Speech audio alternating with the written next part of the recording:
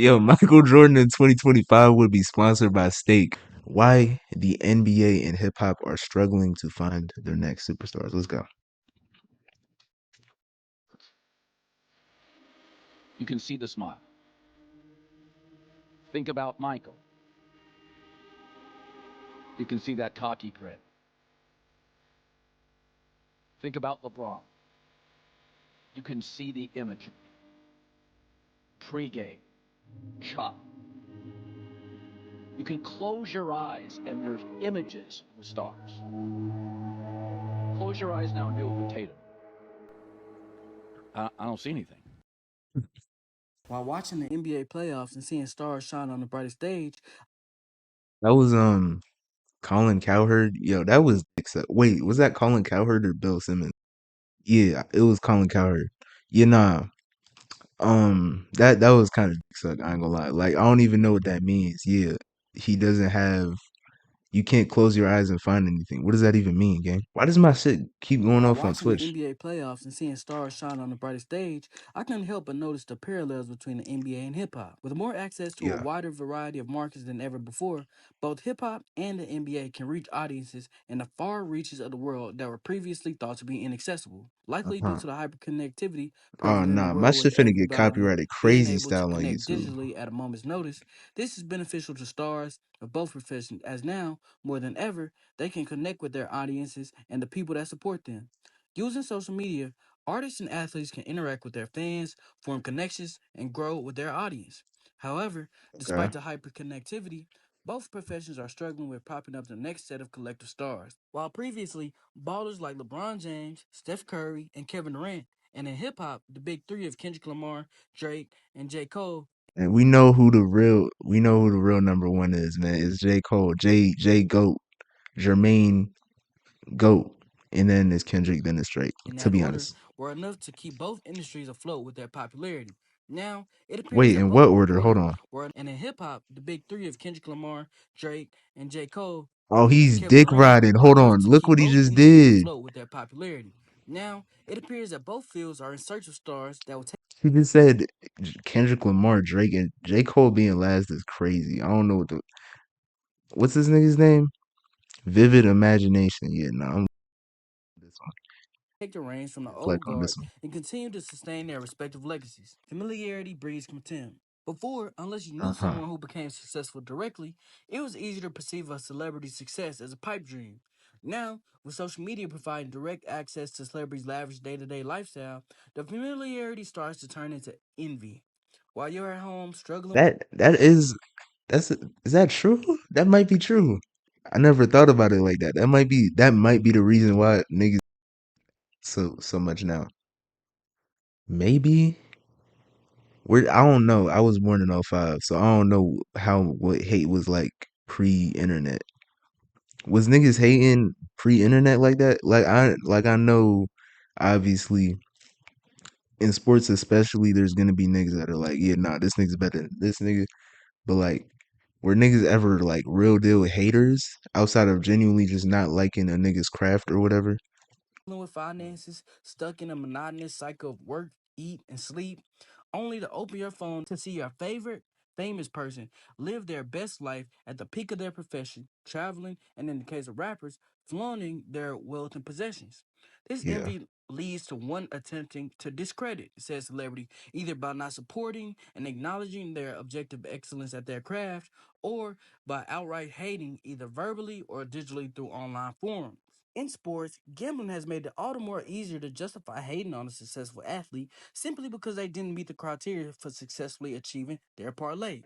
Many athletes have told stories of being ruthlessly berated by fans online and in person for not helping them cash in. With the Uh-huh. fans nowadays in this era, it's all about gambling. So that's the fan engagement from now. It's created almost My parlay up. That's what makes sense. it's Okay. created a hostile environment almost for athletes because like it don't even matter. I can have a good game and still be online. I needed one more point. I ain't gonna lie, you fucked me up about a half a point a couple of times. You know what I mean? I try Hmm. not to even like log into because like I be my mind be on other stuff, so I'm trying to be doing social media. But if I do happen to get on, if I do happen to just scroll, like the comments be like, "You nigga, da da da da da." Like if I see you in the street, I'm. Hey. If one of you parlay, run up Damn, on me. nigga. This fuck you up. I'm telling you. Try it if you want to. Another reason why the next set of stars can't seem to take the reins You think Jalen Brown can fight? Like I don't know. I feel like a lot of these NBA niggas, like obviously they tall and shit, and you know, but niggas be acting scared of these. I don't think a lot of these niggas is really like that, bro. Especially not in 2025. Like, I'm not even a tough guy. Like, I'm not even trying to be on that. But I'm just saying, like, I don't think these niggas is really who niggas act like they are. To be honest, that's how I feel personally. Like, I get it, like they tall and got muscles or whatever. Like, it's cool, but can niggas really put the Dukes up though? Like outside of Draymond Green and shit, and like James Johnson, Over from their predecessors is that we are in an era of oversaturation. With the advent of the 24-hour news cycle, in combination with unfiltered internet access, there is a constant wave of content from a variety of sources, feeding their opinions that vary from game to game or in hip hop from album to album that help to uh, sway their song listeners' from song to song, thoughts on a feature to particular feature. artist or album. Indeed, in both fields, the mob is fickle and rarely, if ever, satisfied. With That's the facts. introduction of smartphones, audiences have shorter attention spans than any other time in history, making people's opinions easier to sway. Because there is an abundance of content readily able to be consumed, people quickly bounce Yo, from you know one what? Stephen A. Smith at this point in time kind of look like Mark Damon. I mean, Mark Damon. I'm tweaking. Damn, what's the nigga's name? Damon John, the dude that created FUBU, opinion to another, Ferg and Tank dude. oftentimes He kind people of look rely like on him opinions of with their favorite talking head to shape the theirs. the One the day, Stephen A. mustache Smith goatee or combo. another ESPN pundit might say Giannis is the best player. The next day, Jokic. In hip hop, Anthony Fantano may give critical acclaim to an artist's work, but he has the power to shift an entire fan base's perspective when he releases his review of their latest work. I don't think so, cause this right here, niggas did not take this. Niggas did not take this shit seriously at all. Niggas did not agree. Niggas didn't even listen for real.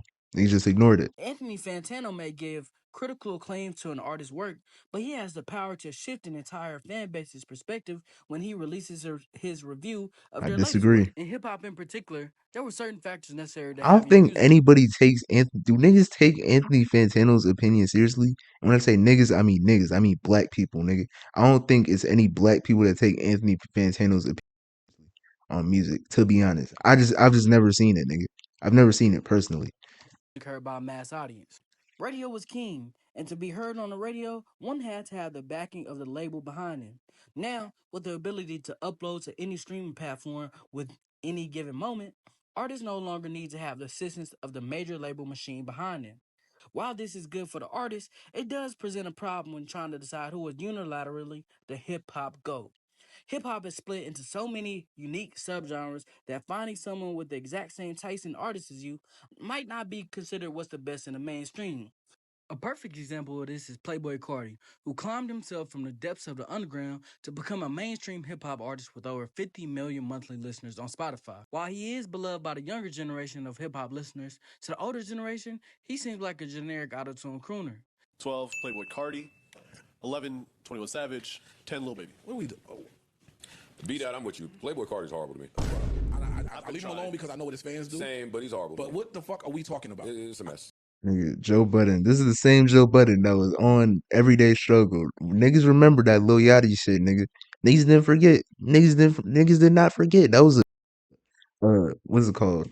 A core memory for me, my nigga. What was that? What was the shit that nigga said?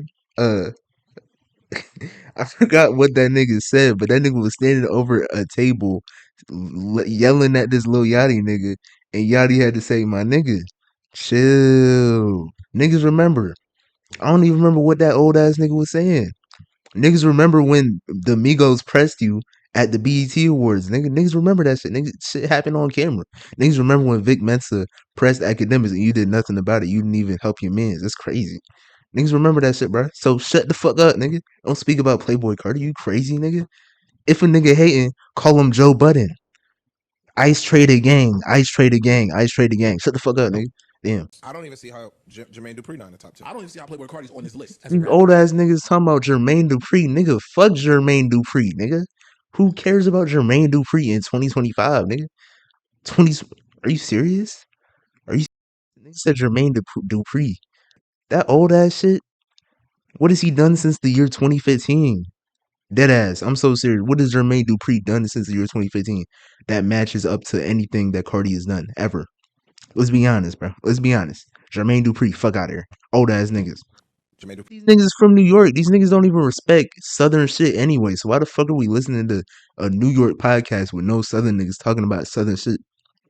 All of these niggas from New York, Jersey, Philly, and that's it.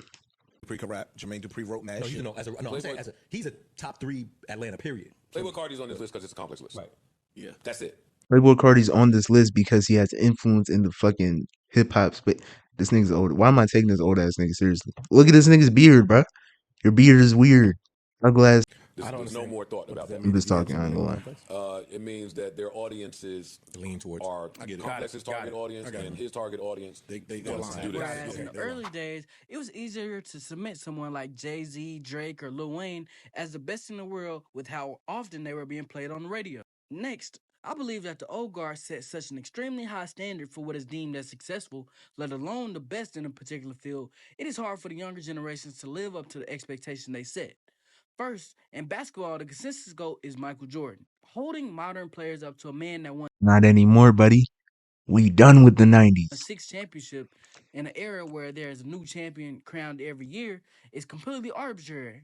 Michael That's Jordan was facts. once in a lifetime type of athlete. Rarely have we seen anyone in the history of basketball match up to his relentless drive, dedication to his craft, and his God-given abilities that made him good at basketball. Not only are modern players held to the same caliber of Bro, he's the only one that could play basketball back then. That's really the only he's the only nigga that was good at basketball back then. Like, come on, bro.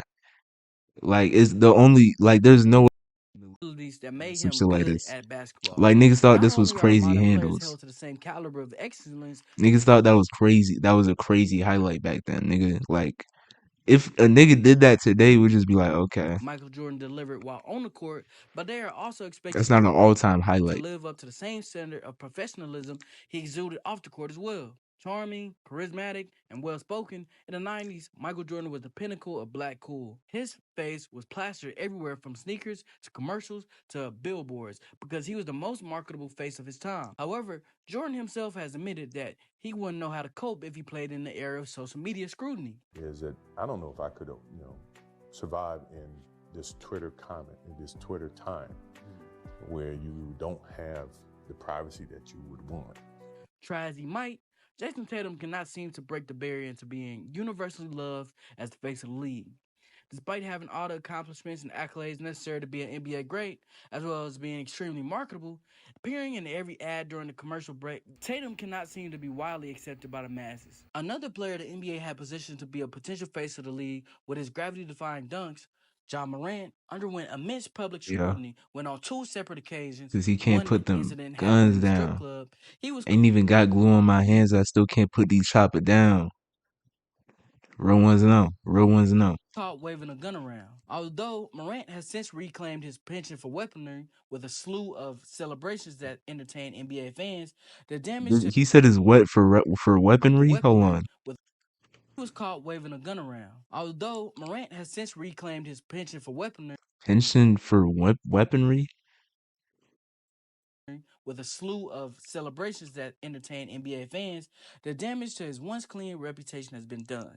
Anthony Yeah. Edwards, the burgeoning Minnesota Timberwolves superstar, has also faced media backlash for his predilection for a particular type of woman, including a handful of occasions in which he was outright lambasting women he slept with for not getting abortions. In the court case against his baby mama, he won the slept with for not getting abortions. In the Damn. court case against his baby mama, he won the right to pay forth a lump sum of child support up front as opposed to a monthly sum.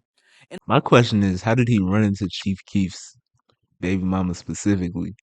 And like, I mean, I guess it wouldn't be it's probably not a coincidence. In the era of social media where all of a potential NBA superstars' moves are examined closely under a microscope, it is especially hard to be generally accepted by the public. And even in the case of Tatum, one can do everything right but still receive unwarranted hate. One must ask Is that themselves, his if we mom? had the unfettered access to Michael Jordan in the 90s, would we have overly scrutinized him for his gambling addiction and generally being an asshole to his teammates? Yeah, that nigga be Yo, Michael Jordan in 2025 would be sponsored by steak, nigga. It'd be a steak, it's one of them steak shits at the bottom right of every single highlight of that nigga, bro. He'd be the face of steak along right belong right, right alongside with Drake. Just like punching Steve Kerr in the face at practice. In hip hop, because artists no longer take pride in being an MC and advancing the art form forward like the artists of old, instead choosing to prioritize the glamorous lifestyle that comes with being a rapper, the genre as a whole has suffered. The craft has become seen as a get rich quick scheme instead of being treated like the art form it is.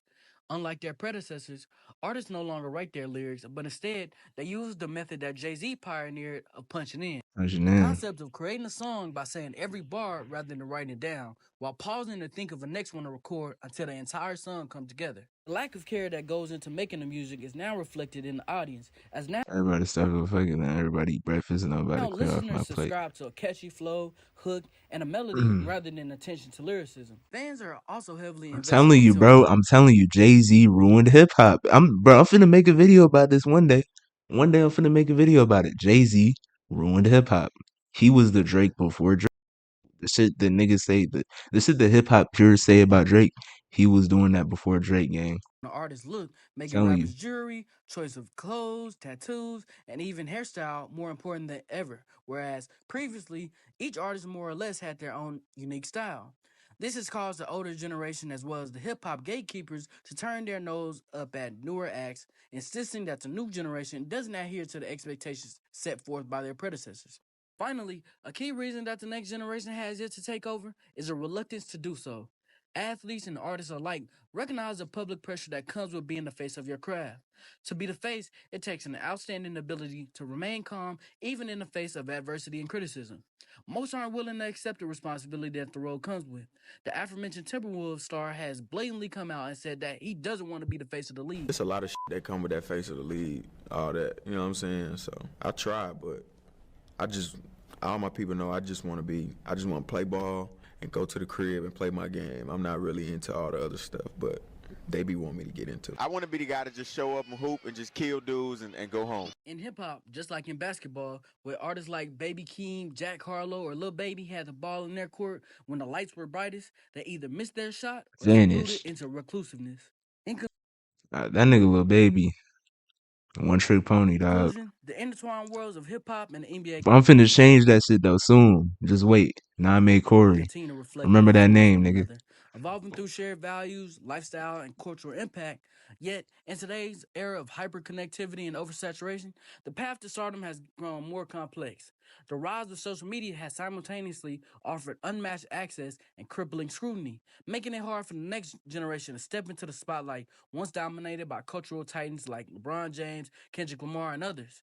Overshadowed by the legends before them and burdened by constant judgment, today's emerging star often face unfair comparisons and unrealistic expectations. As fans, critics, and consumers, we must ask ourselves whether we're allowing space for new icons to rise or stifling their potential with our nostalgia, skepticism, and ever changing standards. If hip Word. hop and the NBA are to thrive in the years to come, we must learn to appreciate the present, embrace new expressions of excellence, and support the evolution of culture rather than resist it. That's a real right video essay. This is a good vid. I ain't gonna lie. Vivid Imagination Studios doing your thing. 689 subs. He gonna climb. Shit, 46K, bro. I'm knowing. It's a good video, bro. But I think his point about the internet connecting people and making people jealous is actually a really good point. I don't know if it necessarily applies to necessarily making superstars, but it is a thing that kind of it's a thing that kind of changed it. If you fuck with the video, you know what to do, bro. Like and subscribe, bro. We going to 1K. We going Cloud9 on niggas.